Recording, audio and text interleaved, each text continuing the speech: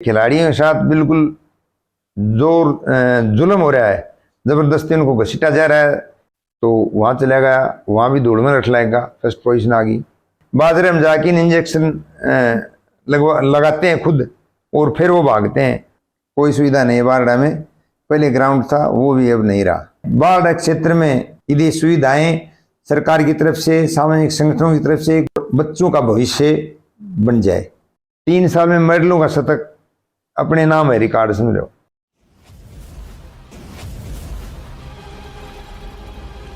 नमस्कार, Haryana live today से आपके साथ दीपिका मान। इस समय हम मौजूद हैं बारडा विधानसभा क्षेत्र के गांव बारडा की नगरपालिका के पास शिव कॉलोनी में। आज हम बात करने वाले हैं एक ऐसे शख्स के बारे में जो आज के दिन परिचय के मोहताज नहीं है और जिन्होंने 70 साल की एज में भी विश्व में हरियाणा और बारडा क्षेत्र का नाम रोशन किया है। वो कहते हैं ना, लहरों से डर कर नौका पार नहीं होती और कोशिश करने वालों की कभी हार नहीं होती, और ये साबित करके दिखाया है हमारे अंकल जी ने। आइए बात करते हैं इनकी कहानी इन्हीं की जुबानी। नमस्कार अंकल जी। नमस्कार। हरियाणा लाइव टुडे में आपका स्वागत है। धन्यवाद। अंकल जी, सबसे पहले अपने जीवन के बारे में बताएं। मैं रामकृष्ण शर्मा, गांव मेरा मूल रूप से भांडवा है। 30 साल से यहाँ बारडा में अपना गुजर बसर करते हैं। खेलों की शुरुआत मैंने की थी बारडा स्कूल के पास ग्राउंड में खेल थे, वॉलीबॉल कबड्डी के मैच देखने गया था। वहाँ एक बूढ़ों की प्रतियोगिता, दौड़ की प्रतियोगिता थी, बुजुर्गों की दौड़। तो मैं 65 साल उम्र हो रही थी, बोले मैं भी हिस्सा ले लेता हूँ। तो वहाँ उसमें मैं खड़ा हो लिया। तो वो बोले, भाई शर्मा जी आप जवान लगते हो, 3 कदम पीछे हो लो। मैं 3 कदम पीछे हट लिया। फिर लेकिन दौड़ में फर्स्ट पोजीशन आ गई। विधायक माननीय सुखविंदर मेंढी ने ट्रैक सूट दे के सम्मानित कर दिया। 10 दिन बाद बारडा गांव का सरपंच राकेश चौरान आया। सुबह सुबह बोले, पंडित जी भिवानी डिस्ट्रिक्ट के खेल वहाँ जाना पड़ेगा। तो वहाँ चला गया, वहाँ भी दौड़ में रख लाएगा, फर्स्ट पोजीशन आ गई। उसके बाद 24 दिसंबर 2016 को मास्टर नंदलाल जी, जो मेरे प्रेरणा स्रोत हैं, जो हैंडीकैप्ड इंटरनेशनल खिलाड़ी हैं, उनका फ़ोन आया। बोले जी तब देवीलाल स्टेडियम गुड़गांव में 24 और 25 दिसंबर को स्टेट के खेल हैं।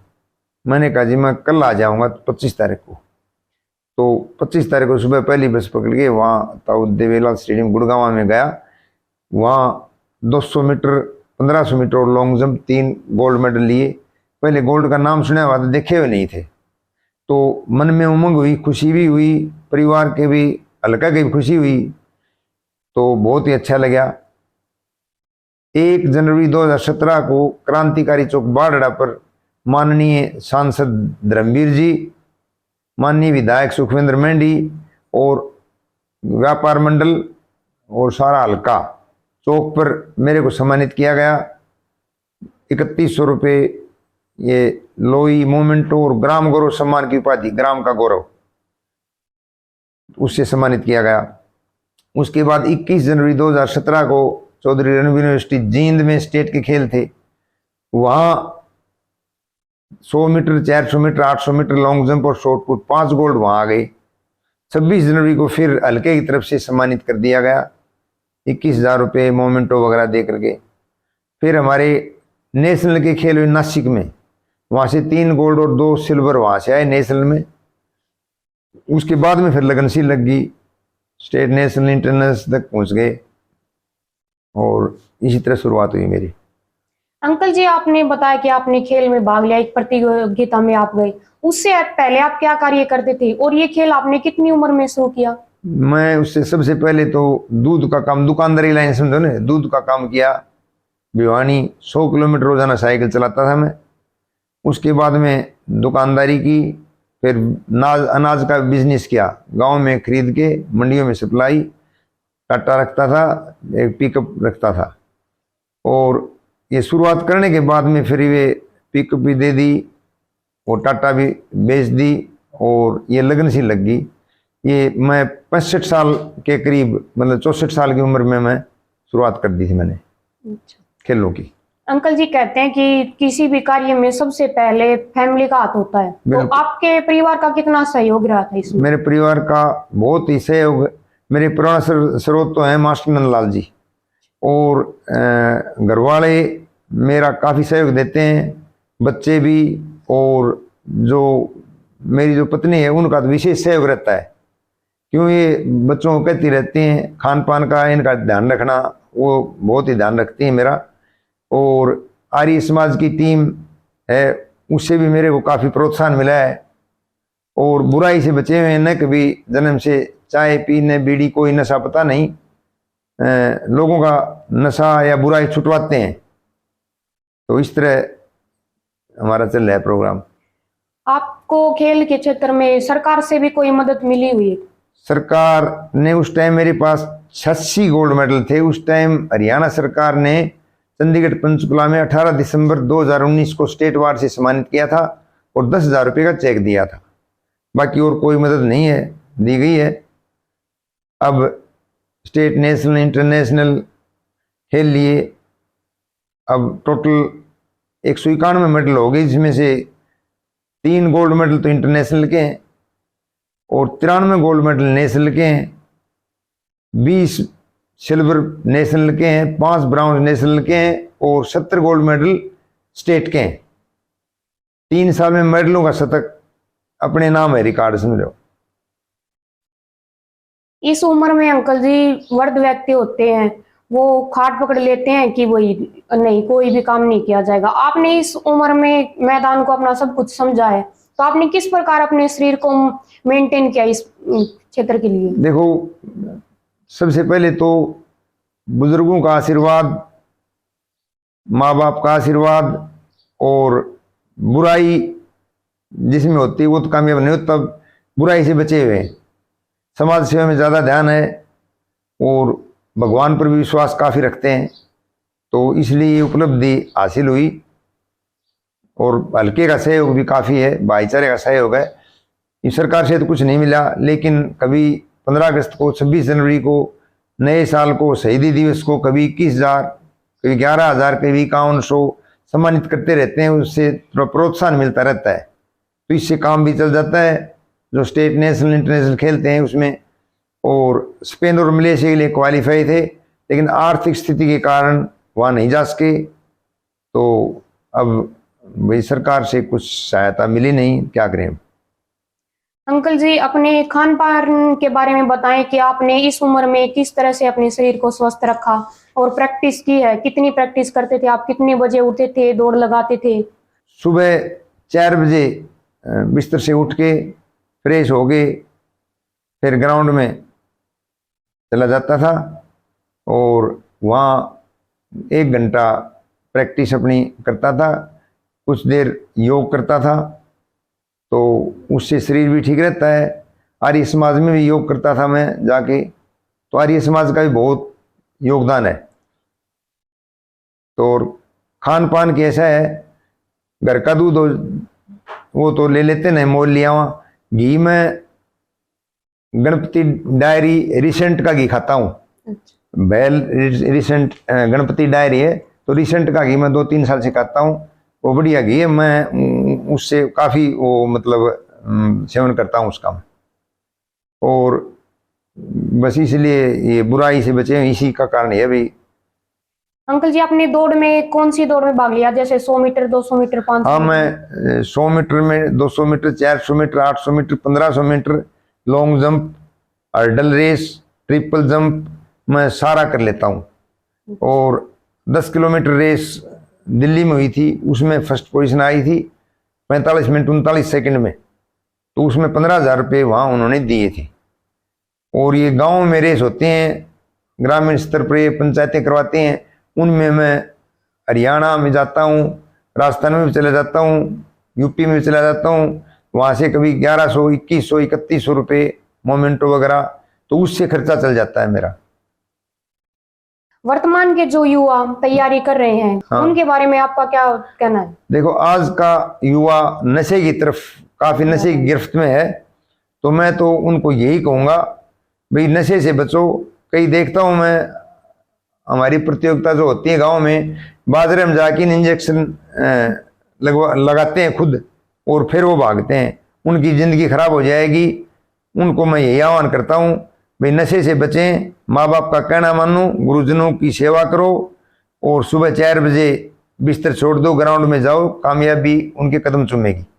खिलाड़ी जो बैठी हैं सड़क पे दिल्ली जंतर मंतर में अपनी मांग रखे हुए हैं, उनके बारे में आपका क्या कहना है? देखो मेरा कहना है ये खिलाड़ियों के साथ बिल्कुल जुल्म हो रहा है, जबरदस्ती उनको घसीटा जा रहा है। वीडियो में देखा था मैंने, मतलब ऐसा अत्याचार नहीं होना चाहिए, उनको न्याय मिलना चाहिए। मैं तन मन धन से सभी खिलाड़ियों के साथ हूँ और ये मैं सभी से आह्वान भी करता हूँ, सभी संगठनों से, जनता से, भाई उनका साथ दें और उनको न्याय दिलाएं। कुछ लोग कह रहे हैं कि वो सीट के लिए, राजनीति करने के लिए आगे आ रही हैं, इसलिए उन्होंने खेल को अपना मोहरा बनाया हुआ है। नहीं, सीट के लिए अपनी इज्जत कौन दांव पर लगाता है? मतलब वे उनको घसीट के सामने देख रहे थे सड़कों पर, जो विदेश से झंडे की आन बान शान के लिए गोल्ड मेडल लाए, और उनकी ये दुर्दशा मेरे से देखी नहीं जाती, मतलब रूह कांप जाती है। और मैं काफ़ी इससे बहुत ही दुखी आत्मा होती है। तो उनको न्याय मिलना चाहिए और उनकी जायज़ जो मांगे हैं ना वो माननी चाहिए। अंकल जी, मैं चाहती हूँ कि आप हमारे दर्शकों को कुछ ऐसा बताएं कि आप 70 साल की उम्र में भी घोड़े की तरह दौड़ रहे हो, तो वो भी आपसे प्रेरित होकर कुछ प्रेरणा ले। देखो, एक तो खान पान का फर्क है। मैं ज़्यादा चटपटी चीज़ नहीं खाता, कभी मिर्च मसाले नहीं खाता और चाय नहीं पीता, न कभी बीड़ी को नशा पता नहीं करता। और स्मार्ट न्यूट्रिशन भिवानी के सप्लीमेंट में लेता हूँ, जैसे लीची का जूस है, ग्लूकोज वगैरह है, वो मैं ले लेता हूँ। लीवर 52 है वो, मतलब उनसे मैं ले लेता हूँ। अंकल जी, आपने 70 साल की उम्र में इतना बड़ा हुनर जो भगवान ने आपको दिया है, उसके अनुभव से आप कोई एक ऐसा संदेश देना चाहोगे जो हमारे दर्शक जिसको देखकर प्रेरित हो? देखो, अब से पहले भी मैंने यहाँ अपने लेवल पर मतलब कस्सी लेके खुद ग्राउंड बनाया, ट्रैक, वो 30-35 बच्चे वहाँ पर रोज की फ्री ऑफ कॉस्ट मैंने मतलब 2-1 साल तक किया। अब वो जगह में मकान बन गए और अब मैं चाहता हूँ भी कोई ऐसी जगह मेरे को मिले और बच्चों को मैं कुछ जो मेरे पास है थोड़ा बहुत वो मैं उनको सिखाऊं। और वैसे पहले बच्चे उसमें स्टेट के तो 3-4 बच्चे वो मेडल ले आए, तो आगे भी छोटे बच्चों की उनको वो मोटिवेट करके नई पौध तैयार करने की मेरे मन में इच्छा है। तो सरकार से तो कुछ सहयोग मिला नहीं, लेकिन कोई बच्चा तैयार हो जाए तो उससे भी जो समाज सेवा के लिए कोई भी हो, मेरे तो गॉड गिफ्ट मिला है, मेरे से कोई वो नहीं है, भगवान ने मेरे को, मैं तो उसका शुक्रिया अदा करता हूँ भगवान का। भाई न तो कोई बीमारी न कोई बुराई, और भगवान मेरी मदद करते हैं। और बच्चों को भी मैं यही वो करूँगा, भी प्रैक्टिस करो और सहयोग जो मेरे से होगा वो मैं सहयोग दूंगा। सरकार की तरफ से कोई वो मेरे को मिला नहीं है, अब उम्मीद छूट गई है, मतलब 5 साल हो रही है, कई बार कह चुके हैं, जब सरकार देगी या ना देगी उनकी मर्जी है। बाकी भाईचारा जिंदाबाद, तो उसमें बच्चों को मैं जहाँ तक मेरे संभव होगा उनको मैं जो भी कुछ मेरे को आता है वो सिखाऊंगा और उनकी जो सहायता होगी वो मैं करूंगा। अंकल जी, आपने बताया कि आप बच्चों को खिलाना चाहते हो और एक नई पौध तैयार करना चाहते हो, तो उसके लिए खेल का मैदान और खेल के सामान की आपके पास कितनी सुविधा है? देखो, मेरे मन में तो ये नई पौध तैयार करने के, लेकिन न तो यहाँ खेल का मैदान है और न ही कोई सुविधा है। कोई सुविधा नहीं है बारडा में। पहले ग्राउंड था, वो भी अब नहीं रहा, बिल्कुल कोई सुविधा नहीं है। और मेरे मन में यह भी नई पौध तैयार हो ताकि ये देश का भविष्य, जो छोटे छोटे बच्चे हैं वो आगे बढ़ सके और देश का नाम रोशन कर सके। अंकल जी, आपने बताया कि आपके पास कोई खेल का मैदान नहीं है। हाँ। अगर ग्राम पंचायत बारडा या फिर कोई भी सामाजिक संगठन, युवा वर्ग या फिर कोई भी राजनेता आपको सहयोग करना चाहे तो उनसे आपकी क्या अपील रहेगी? देखो, जो कोई सरकार करे या सामाजिक संगठन करे या बारडा ग्राम पंचायत या कोई भी समाज सेवी, तो उनका स्वागत है। चाहे सरकार से भी प्रार्थना है, जो राजनेता उनसे भी प्रार्थना है, सामाजिक जो संगठन है, समाज के लोग हैं जो समाज सेवी, तो वो भी वो कुछ भी कर सकते हैं, मदद तो सबका स्वागत है। अगर ये सुविधाएं बाढ़ क्षेत्र में मिल जाती हैं तो मेरा एक सपना है भाई, जो नई पौध जो तैयार होगी और मेरे पास जो कुछ है मैं उससे ज़्यादा करके दिखाऊं। और मैं तो स्टेट, नेशनल, इंटरनेशनल तक गया हूं और वर्ल्ड में भी फेमस हूं। हरियाणा देश, इंडिया, मतलब तिरंगे झंडे के लिए वो वहाँ से काफ़ी मेडल ले आए और देश का व तिरंगे का नाम रोशन करें। यही मेरी हार्दिक मनोकामना है, मेरा सपना भी है। अंकल जी, जो वर्तमान में सरकार की खेल नीति है उसके बारे में आप क्या कहना चाहोगे? और ग्रामीण क्षेत्र पर हम देखें तो इसमें कितना सुधार होना चाहिए? देखो, सरकार की खेल नीति, हमारा हरियाणा है, हरियाणा का सारे विश्व में डंका बजता है। हरियाणा में इतनी मतलब वो जो खिलाड़ियों की तादाद है जो हमारे तिरंगे का, हमारे देश का नाम रोशन कर सकते हैं। वर्ल्ड लेवल पर हमारे हरियाणा के खिलाड़ी, सारे देश के खिलाड़ी एक तरफ, हमारे हरियाणा के एक तरफ, इतनी संख्या है।